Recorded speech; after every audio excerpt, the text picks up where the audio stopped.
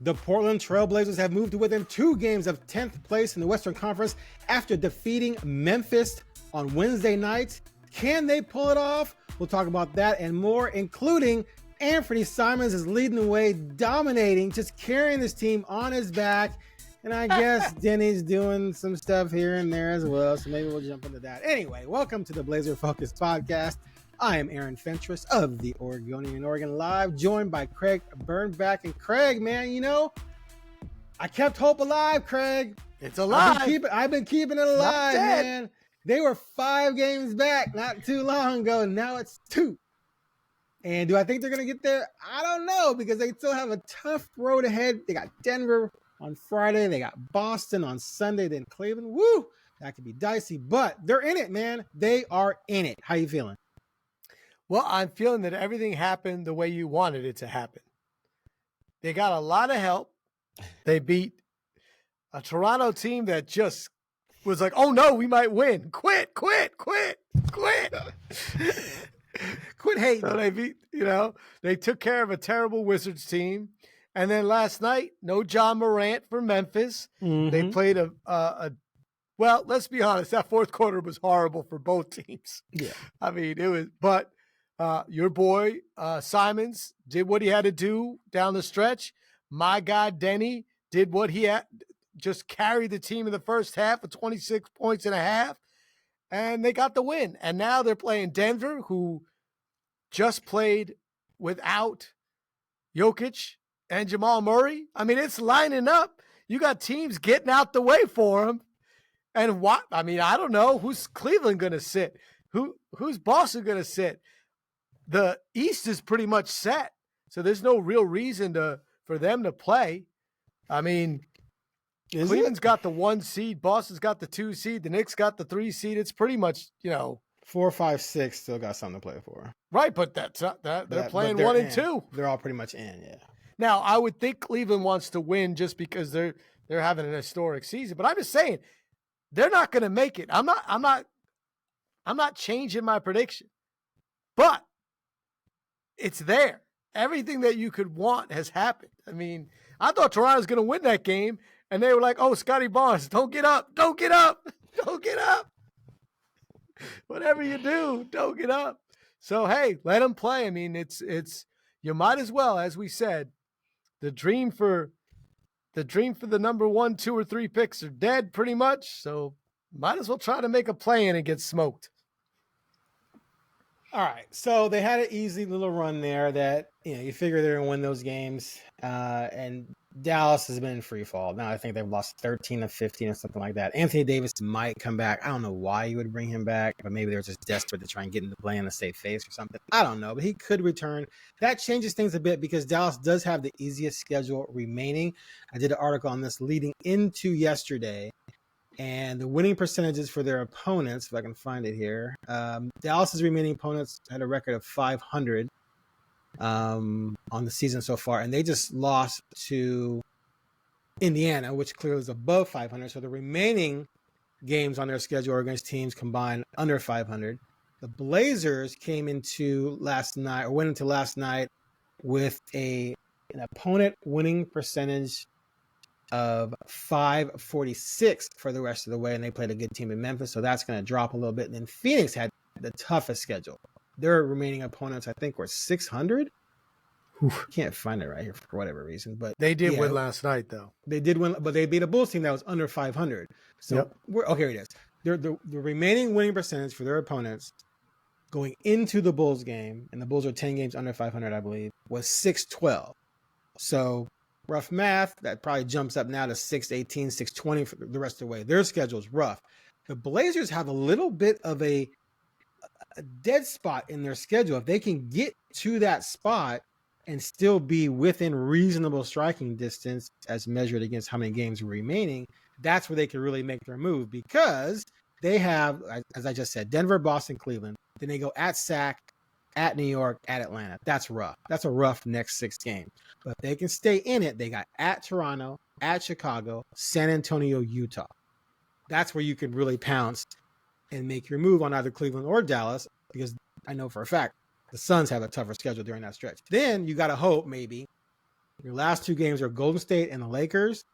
You hope that at least one, if not both, have nothing to play for. Because then Curry and Butler are sitting, LeBron's sitting, Luka's sitting, right? And now you have a chance to go out there and earn a playing spot playing against, a lesser team than the Lakers and Golden State otherwise put on the court. So anyway, I'm feeling pretty decent about their chances, mainly because Dallas has been in free fall. If Dallas was, Kyrie was still around and AD, they would have run away with it a long time ago. Portland would be chasing, I think, Sacramento instead, and I don't think they would catch Sacramento. So I feel pretty good, man. Like, I think they have a really legit shot. What's killing them, though, is Ayton.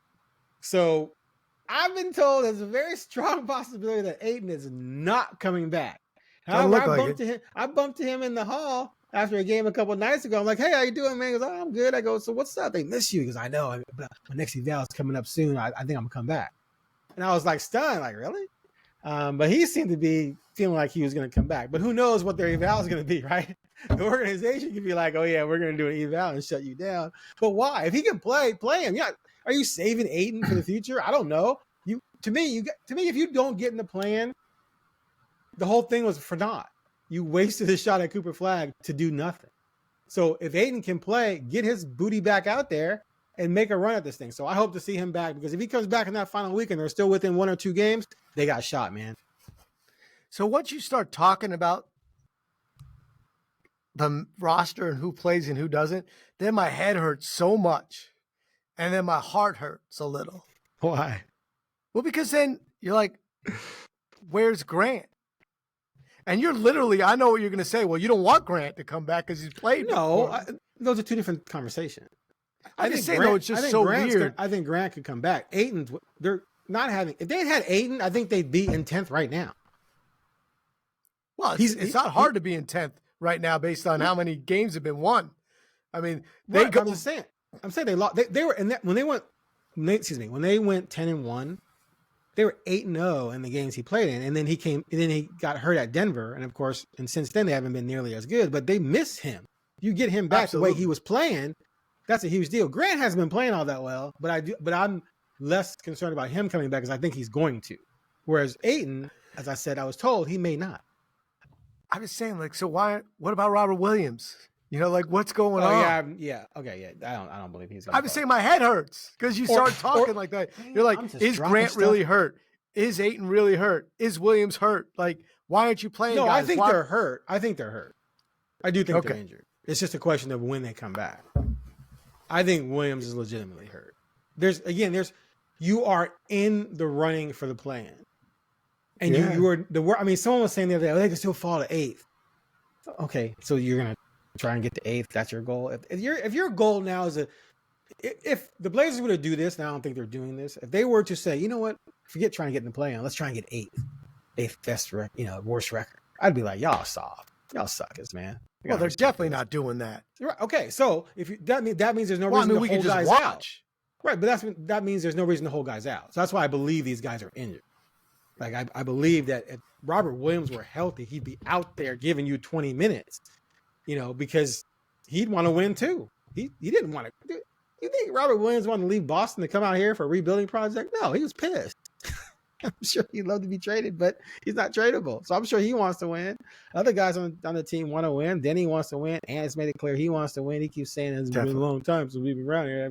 Well, we're with you. So I believe those guys are hurt. It's just a matter of when you're coming back. And Chauncey's definitely coaching to win. I mean, there's no doubt. Chauncey's trying to win. I mean, like I said, while Toronto's sitting their best player down the stretch in a close game, he's not subbing younger players in. He's keeping Scoot or Sharp sometimes on the bench. Oh yeah. He's worried about foul trouble. You don't worry about foul trouble if you're trying to lose. You're like, go get 5 real fast. I don't care. But no, guys get 2 quick ones. He comes out. I mean, Kamara's obviously playing. They're all playing hard. Klingen's playing. At this point, like you said, this is what you did. Your strategy was inconsistent, to say the least, for what you wanted from this season. Right. Everyone thought you were Cooper flagging it. Then you put pressure on your coach to win or maybe get fired. And he was like, all right, let's go. And you won. You had an amazing streak. I mean, this all comes down to winning 9 out of 10. Like, it changes everything. If you 10 out of 11. go, what was it? 10 out of 11. 10 out of 11. Even it might have been 9 out of 10. I might be right too. Yeah, you are right. There was a 9 and 10 in there as well. I was saying, so if you take 10 and 1 and make it 3 and 8, the whole thing is different. Oh, they'd be guys limping around all over. Well, not limping, fake limping around all over the place. But you didn't do it. Nope. So now long term, you might have crushed your chances of winning a championship. So you might as well try to get into play-in. Like, it's absolutely what they should be going for. And it makes the games fun to watch, a little bit. Absolutely. It's not as much fun when, there's nothing fun about watching a Wizards game. I can't lie. I was like, what? What's going on? And when when Toronto's playing a guy 25 plus minutes that they signed to a 10-day, and not their all-star player, that's a problem. Like Castleton, I was looking him up. I'm like, what? Who the heck? Oh, they signed to a 10-day.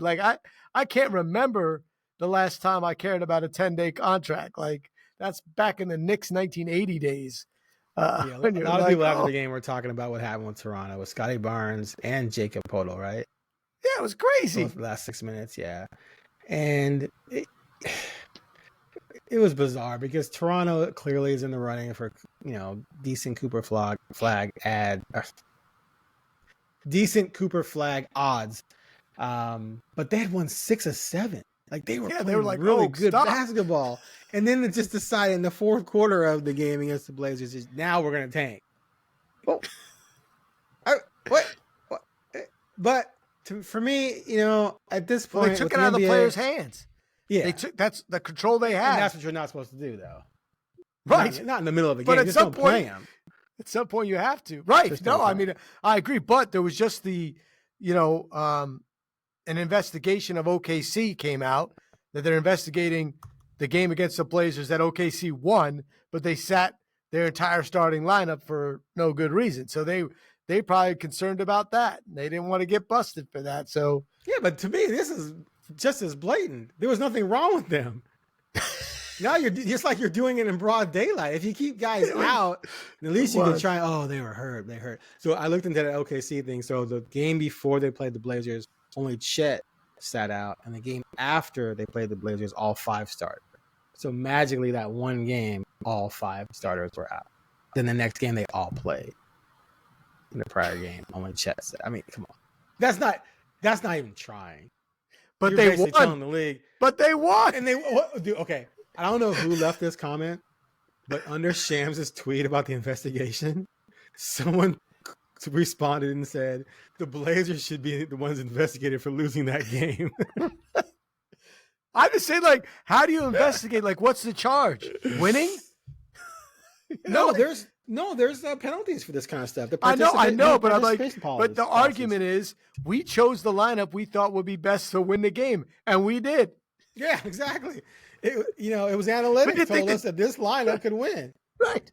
We didn't think our pro. We didn't think SGA would be good in this game. How do we get to this point, dude? You can't. Here's the thing. It's all psychological. If the NBA season were 100 games, right, then that would be 100 would be the peak, and so now everyone would dial back to not 85, 90, right? But it's 82, so in everyone's mind, 82 is the max. Therefore, that's viewed as oh my God, 82. And then you scale it back. But it's all psychological. There's no reason why 20-something, completely coddled, pampered, and ultra cared for athletes can't get off their butts and play a basketball game when that's your profession. And here's my thing. If you're worried about wear and tear, then reduce the in-game minutes. Don't play someone 38, play them 34, 33, 32, 30 even if you want to give them a, quote, night off. Don't make it off. Make it, okay, I'm going to take you out 2 minutes earlier than I usually do. So that at the end of the game, you've only played 30 minutes as opposed to 37. Do that a couple of times rather than just sit people completely. Because if I'm an OKC fan and I show up to the game ready to see all those guys play, and none of them are playing, I want my money back. So you asked where it came from and how do we get here? And it's all about TV money. It's all about broadcast money. They used to have to care about that ticket holder. They don't have to care as much. I get what you're saying. because the money's the money. And they're paying him so much that they do care about them playing when it matters. But it used to be you had to care so much about your season ticket holders that you coddled them.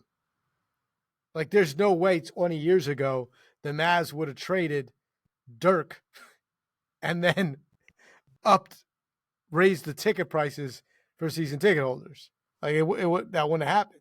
But here they feel fine doing something like that because they're just like, well, the Celtics just announced they're getting sold for $6 billion. So what do they really care about regular season ticket sales? They don't care if that guy never comes back that's mad because the money's coming. So, and I mean, I'm not an economist, but it feels that there used to be the importance of, heck, when I first got here to Portland in 2007, I remember not every Blazer game was even on TV. There's like 2 games that weren't broadcast. And I was a person who grew up in the New York area, the Knicks have all their games have been on, but and preseason wasn't always on, right? Because the contracts were different, but now the money comes from different sources. But it is bizarre. I'm always like, if you care that much about injuries, then they wouldn't be allowed to play anything in the summer. Right. You'd be like, no, you're not playing any kind of, you're not running full court in the summer. And we all know that these guys play in the summer because they have to. Yeah. And of course, they're not playing full intensity. If you're going to get hurt, there's no way to predict a sprained ankle. Right. If you're going to get hurt, you're going to get hurt. Period. You can't. People get hurt in NFL preseason games. Like, they should get rid of the preseason. Like, if someone blew out an ACL, they could have blown out their ACL in the first play of the regular season. If it's going to happen to you, it's going to happen. It's not happening because of. So I don't know. It just drives me nuts. And again, old head, that is yelling correct. At crowd, get off my lawn. Michael Jordan played every game. Blah blah blah. I get it. Modern NBA. Yeah, but it's still ridiculous that you'd sit 5. I mean, sitting 5 guys, you're all 5 starters when they're not hurt, should be investigated. 100%. That is wrong. That is not what but at the same time, what do they care? They're trying to win a championship. In the end, if they win a championship and they think that would help them, they're all for, and what's the fine? Tell me the number, right? Like, there's just not enough out there. The only way that would really hurt is you start pulling away draft picks, but they can't do that.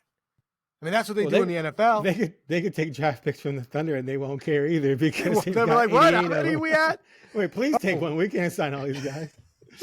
Anyway. Exactly. All right, let's move on to the dynamic duo. So right now, the 1-2 punch on this team is clearly Ant and Deni and Ant, whatever you want to say.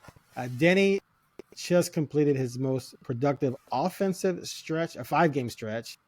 137 points over a 5 games, shooting 52% from the field, 55 from 3. He also had his best 5-game run of rebounding with 59, and he also threw in 27 assists. The only negative 22 turnovers, but he's so aggressive that sometimes those things happen.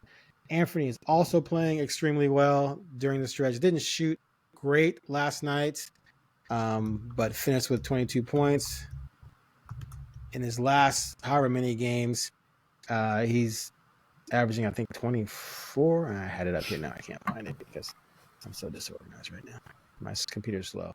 But anyway, he's had several 30-point nights. His shooting has been money. He's had 4 games during the last 8 or 9 where he made at least 5 threes, or at least 4, 5, or 6 threes, somewhere in there. He's playing better. Those two together, can they get him over the hump? Can they get it done? Because you got to have 2 guys out there that you can rely on every night to ball. And right now, save for Anfernee had a really bad game the other day. Who was that? Was that against? I mean, he had a bad first half. That was the Knicks game. The Knicks game, he had a horrible night against the Knicks. That's his only really bad game in the last 10 or so. But are these two enough, given how they're playing, to be the 1-2 punch this team needs the rest of the way to get into the play-in? No, but that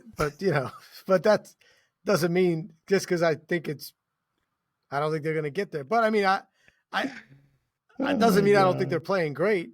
I mean, I will say that you're like, no. I mean, I'm not going to go away from thinking that they're not going to make it. I don't think they're going to make it. I'm hoping they're gonna, but I just think it's really hard because it all depends on the other teams, to be honest. Look, if they win out, they get there. Like it's not. I don't think they're good enough to do that. But I love as much as Simons playing well complicates things for the Blazers. He's fun to watch. I mean, he had a drive last night, in the fourth quarter when he split them, went left, then right, then up. And I mean, you're like, that's unguardable. And it was an athletic move. It was a strong move. It was an alpha move to quote Coach Billups. Like he was like, they're not going to guard me. And the first half that Deni had was you can't do better than score 26 points in a half. Like he was great and he didn't miss. And I think he made his first 7 free throws. What I love about Deni when he shoots the three, when it's in because his whole body tells you. Like he shoots it and he backs up 2 steps, hands down, like he knows when it's in. And when he knows it's not in, he crashes, to try to get the offensive rebound. He goes. He is like, sometimes you just see he looks like a young kid on the court with his effort and his facial expressions when he gets fouled or if they call something, he doesn't agree and he runs over with his mouth open, his eyes wide, his hands out. But again, I'm going to continue to say that to me, that the most optimistic thing coming from this season has been Deni's play. Because still with Scoot and Shaden, it's too inconsistent. Scoot's been pretty bad other than that. The Knicks game, he can't shoot all of a sudden again. And he hasn't been – his assists have been down. His turnovers have been up. Shaden went like 1 for against, was it Toronto or what? He was like 1 for 7 from 3 or 1 for 8 from 3. Like that's not good enough.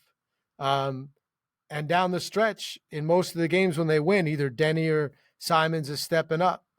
So I'd like to see a little bit of that. But look, they're both fun to watch. And I do wonder, they're doing all this without a real pick and roll partner. Because no one's worried about Klingon offensively. They're doing it without. Worry about the pick and pop with Wop though. The pick and Wop. Yeah, right. I mean, he can shoot, and it's nice to see him out there. I like his effort, but there's a reason why it takes a long time for Billups to call his name on the bench. He's like balling though. He has, but he balled last year at the end of the year. That's how he got a contract. Yeah, but that was he got the contract early in the year. They gave him the full-on deal early. I'm just saying. He played well, but the games didn't mean anything. He's playing well now, and the games are actually meaning something. I mean, he's coming in. He's coming in. Your definition of meaning something is mean something to the players. Enjoyable to me. They mean something to the players. They want to win. Your boy Denny's excited. He is. Wow. So is Anfernee. And so is Anfernee. Excited. Denny's never been to the playoffs. That's crazy. That's crazy. He played for the Wizards. I thought you said Simon's never in the playoffs. No, Deni. Simons. Yeah. Simons. Oh, I know. Denny's the only one in the world looking back and being like, thank God I'm not on that crappy team. Exactly. Even though if you're Ayton, you're probably like, look at the Suns. So Scoot's last 10 games, 38% from the field, 30% from 3, averaging 13, 4 assists and 3 turnovers. Yeah, that one good quarter, that 18-point fourth quarter against your Knicks. Great game that night. Other than that, and he went 4 for 4 from 3, including a bank. In his other games, 1 of 7 from 3, 1 of 5, 1 of 5, 1 of 5, 1 of 6, 2 of 5, 1 of 3, 0 for 4, and then 3 of 5 against at Cleveland. So yeah, he's definitely been struggling. Anfernee, this month, 27 points, 34-30, 14, 34, 32. Then he had the bad night against the Knicks, 6, then 22, 30, 22. So he's definitely picked it up offensively. He's playing a lot better. He is, man. Well, they're letting him, he's running the show when he's got it because he's not shooting great, right? I mean, well, this month he's at 45 from the field, 38 from 3 this month. And yeah, which is fine. Dude, 45 and 38 is all-star. Yeah. Well, yeah. People have made the all-star with worse than that. That's true. Averaging 25 and 3. And what's interesting is that Deni he's so aggressive. He gets out to good starts, but Simons has been mostly closing lately. It's worked out nice. He said this earlier in the season. He said, I like to feel things out, so I see where things are. Whereas I want him to go out there and just drop 40. Right? But he's trying to be a point guard first, and then he picks his spots. And when he gets hot, he can rip off 10 in a nanosecond. So anyway, I think those two have got it going right now. They're playing well together. They've kind of found their groove, and that's you got to have that in this chase. So good for both of them. All right, they're giving them something to talk about because right now, without this, we just be talking about who's going to still be on the team. Is Billups going to be the coach, which we'll do eventually, but we can actually talk about the action. Exactly, because it's almost like somewhat living in denial, right? Like the real problems. Let's not talk about that. Let's just we'll have all off season to get to that stuff. This is fun to talk about. So, okay. And I'm glad, the crowd, you talk about the fans that go to the game. Like, I'm happy that they're getting to enjoy the games. Yeah, they're into it too. The ones who are there are definitely catching the fever. All right. So one thing I pointed out last night was that, you're losing Ayton, but Clingan and Reith last night, especially, but the last few nights have been in one way or another combined to produce a pretty good stat line for the center position. So last night they were combined 20 points, 20 rebounds, 4 block shots, and 0 assists. But still, the fact that they're able to, the fact that Reith is really your fourth center option behind Ayton, Clingan, Williams, and Jabari. Jabari's out in concussion protocol, but you can go to Reith and get 13 and 9 off the bench and he made 3 of 5 threes. And the other night against Toronto, when they started a little slowly, because at one point they were down 8 early, and it was really early, but Reith came in and scored 8 points in the first quarter to help them overtake Toronto and take the lead going into the second quarter. So, I mean, that's pretty huge for this team too, aside from Deni and Ant, that at least neither one of them is capable to be completely impactful for 35 minutes, but split it up and do it right. They played 46 minutes, and Chauncey Billups talked about how he's sort of, he's picking his spots with them. He said Edey was dropping on pick and rolls against Clingan, so he got Reith in there to see if he would drop against Reith, because Reith will just drain that three, and almost all of his threes were wide open. No one's thinking about, oh my God, we got to guard that guy, and he's getting open looks. So props to those two for coming through. If they can continue to at least be solid as a duo, then they can survive this without Ayton. But man, if they had Ayton, I think it'd be a different story. And you forgot to add that they had 17 total fouls last night, and the center position combined for 9 of them. Getting it done, man. You gotta be enforcers in there. Don't come in here. Did you see the one when Reith down there tackled the guy? He fell on his back. It was hilarious. But what impressed me is Reith. So Clingan can rebound. I mean, Clingan just gets rebounds. I mean, that there's no doubt. But Reith had 9 rebounds in 20 minutes, which means when Clingan was out, they weren't losing that. Because that's the worry, in my opinion, because when Clingan's out there, everyone else knows I'm the second option to get a rebound. Kamani's obviously a really good rebounder. Deni's a good rebounder, but Reith that's where you worry about, because he's physically, there's a reason why he is the fourth option, and it's because defensively and strength wise, I think Billups, he'd rather have Grant out there, many times. So 9 rebounds in 20 minutes, that's getting it done, and that keeps you on the floor to be able to knock down the threes. And what I love about him is he does not hesitate. Like, he knows this is why I'm in the NBA, because I could shoot this 3. So I'm taking it. There's no I'm going to pass it up. Nope. You give me an inch, I'm taking it. And why not? We must at least touch on the magnificent return of Matisse Thybulle. Whew, won a game. Suited up, but did not play in the loss to the Knicks. And Billups said, I hadn't really seen him practice. He practiced once with the remix while they were at Golden State. They came back, did a few days off. He practiced, and then he got in against Toronto and had 2 rebounds, 2 steals, and the game-winning block shot at the end of the On game. his The block signature shot from behind from Orlando Robinson, I think it was. Some guy on the Raptors we never, but it was some dude. One, the fact that, I mean, the thing about him is he's a defensive guy, right? That's what he does. He knows the coverages. He knows the defenses. He doesn't have the chemistry with all these guys, a lot of the new guys. Some of the guys he played with last year, clearly, but Deni and people like Blinken. But he's a defensive guy. So, it's almost like if you took a cornerback in the NFL who hadn't played with the guys, but he's a lockdown corner, just say, guard that guy. Play man-to-man, guard that guy, and he's going to be fine. But the fact that Chauncey went to him because they were down 8 or so, and Matisse came in for the first time in the third quarter. And I'm not saying it was all Matisse, but they went on a run. But he was great. And it was definitely partly Matisse and the energy he brought, and he made a steal in the middle of that.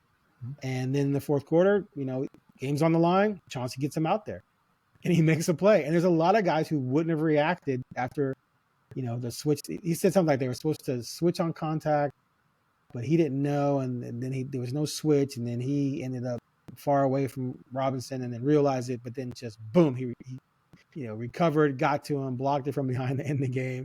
And it was just so Matisse, right? Then he comes back the next night, 4 of 9 from the field against Washington, scored 9 points, had 5 steals.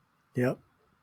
And another block shot, excuse me. And then last night, 3 points, 11 minutes, another steal and an assist, 6 rebounds.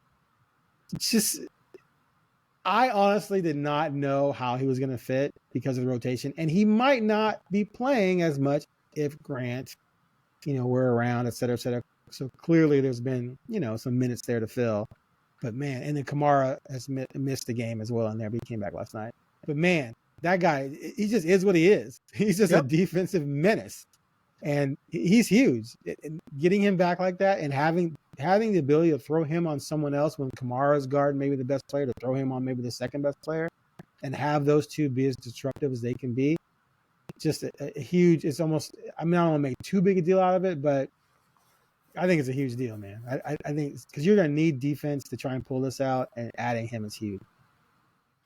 Yeah, right now I think that he fits because there's playing time available. And he is going to do what he does no matter where he is, no matter when you put him in, like no matter what team he's on, what league he's in, that's what he's going to do. Like if you sent him to Europe, he's playing in Turkey, he gets you 13 points, maybe a few more points, but he's still going to block 4 shots, rebound, steals. Like he knows what he is, and he that's what his job is, and that's what he studies, and that's what his skill set is, and he's cool with it. I mean, going forward, is he repetitive? Probably. Do you need Kamara and Thybulle? Probably not. Not on a good team. It also makes you frustrated because if Thybulle were playing, if Matisse had played, you might have been able to make a trade. Because he is somebody wants him for 11 minutes to win a game, to lock somebody down, and when you got enough offense other places. Kamara is at this point the definition of 3 and D. On the broadcast, I heard the numbers, like he's made it's a dunk or a 3. He's made 4 shots from the mid-range all season. It's something insane. But he's knocking down them. He's knocking down the threes. He has improved so much. And it's not just the percentage, it's how it looks. And Thybulle's not a 3 and D. He's a D. He's defense, and he's athletic enough to dunk. He's smart enough to, he's not incompetent on offense, but he's not a 3 and D guy. But he clearly, I don't think that Robinson was going to make that shot, but it didn't matter. He blocked it. He won it. And what better way? It's like a buzzer beater on defense. Yep. To get that excitement, you block the shot on a game winner. You get to, as a defensive player, that's when you get to give people jump on you at the end of the game. Because Matisse is not shooting the three unless everything's gone wrong at the buzzer, right? Like, he's not option A or B or C or D. If he's out there, he's E. And if it's on offense, he's F because he's on the bench. So this is his chance. He's E. Well, I don't even think E is fine, but he's not on the floor if you need a game winner. Yeah, he's not on the floor. You're right. So to me, I was like, that was awesome. What a way to come back. And what a great block, too. I mean, it was perfect, like, clean. Just get out of here. And a lot of people are scared. Robinson was like, well, who that? Who was that? What? Lightning? But like, a lot of guys are scared they're going to foul. And they do foul. But he's like, this is what I do. Yeah. Like, I do this. All right, I have a fact of Fentress. Hit it. We're in with Is this. it true or is it made up in Fentress's mind? Fact of Fentress. Why you gotta say it like that? That's I just came up with that. It's brilliant. It's brilliant. Made up in Fentress's mind. Okay. I believe the Blazers definitely have a chance to reach the plan. Clearly, they're only 2 games back. I'm not prepared to say they're going to yet because they face some tough games coming up. But I'm going to say this. They will, at one point along the way, at least be tied for 10. Can they hold on? I don't know. But here's why I say this. Again, Dallas is in free fall. I think they've lost 13 of 15. Anthony Davis might come back. Who knows? Whatever. But listen to Phoenix's schedule. It's almost unfair. Cleveland, Milwaukee, Boston, which is the Blazers have Denver, Boston, Cleveland coming up. But still. Then they go at Minnesota, home Houston, at Milwaukee, at Boston, at Knicks, home Warriors, home Thunder. Then you get the Spurs at home, then at Sacramento. That is wicked. So they're probably only going to be favored for the last 2 games. There's a good possibility that Sacramento won't have anything to play for that night. So those last 2 games, yeah. But they're home games for them, right? It's at Sacramento. Home Spurs at Sacramento. But if so Sacramento only favored for but if Sacramento's done, then it may not matter. But, dude, that's crazy. And it's not just winning teams. You're talking about Cleveland, Milwaukee twice, Boston, Minnesota. These are contenders. Knicks, Golden State. These are teams, Oklahoma City. These are teams that have legit either high-end contenders or legit chances to make major noise in the playoffs. I mean, Boston twice, and Milwaukee twice, that's unfair. So there's going to be a window in there where if the Blazers can steal a couple wins against winning teams and then that little soft spot where they have Utah, the Bulls, San Antonio win, there's their chance to make up that ground, I believe, and at least tie this thing. Can they hold on? I don't know, but I do believe that at some point they're going to be tied for 10.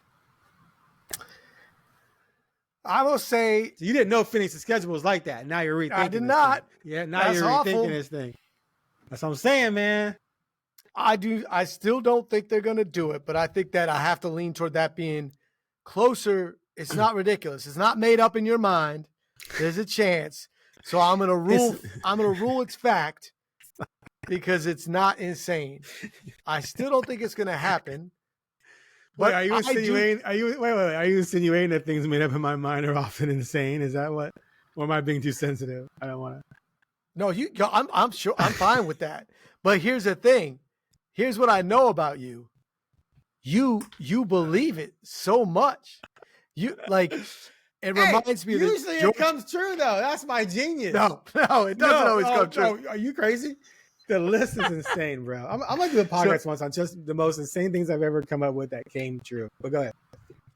I'm just saying it always remind you when you talk sometimes, and I see the total belief. It reminds me of the Seinfeld episode when George Costanza tells Jerry right before he's going to have to take the lie detector test to try to prove that he doesn't watch Melrose Place. It's not a lie if you believe it's true. Or if you believe it's true. It's stuff like not that. a falsehood if you're Fentress and you believe it's true. I'm like, I don't.